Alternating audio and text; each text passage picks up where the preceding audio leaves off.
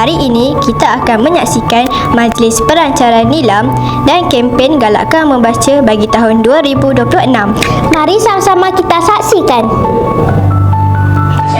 Jambatan ilmu. Dengan membaca, kita mampu meluaskan pengetahuan, meningkatkan kemahiran berfikir dan membentuk saksiat diri yang cemerlang. Melalui program ini juga diharapkan murid-murid dapat menjadikan membaca sebagai satu amalan harian dan seterusnya melahirkan generasi berilmu dan berdaya saing.